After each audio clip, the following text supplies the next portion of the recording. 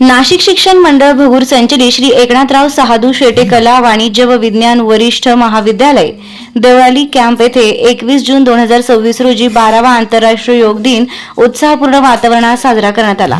या वर्षीच्या yoga for one earth one health या संकल्पनेवर आधारित कार्यक्रमात विद्यार्थी, प्राध्यापक व शिक्षकेतर कर्मचारी मोठ्या संख्येने सहभागी झाले होते।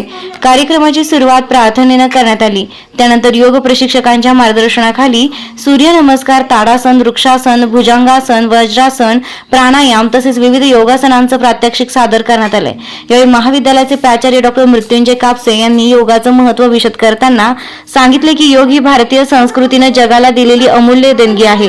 नियमित योगाभ्यासामुळे शरीर निरोगी राहते, मन प्रसन्न राहते तसेच तणावमुक्त आणि संतुलित जीवन जगण्याची प्रेरणा मिळते। दैनंदिन जीवनात योगाचा समावेश केल्यास व्यक्तिमत्व विकासासह मानसिक एकाग्रता वाढण्यास मदत होते।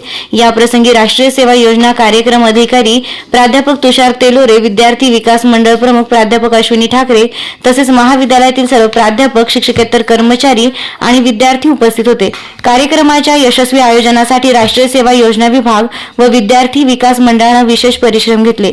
योग ही केवळ व्यायाम पद्धती नसून निरोगी, संतुलित आणि आनंदी जीवन जगण्याची प्रभावी जीवनशैली आहे, हा संदेश देत कार्यक्रमाचा समारोप करण्यात आला।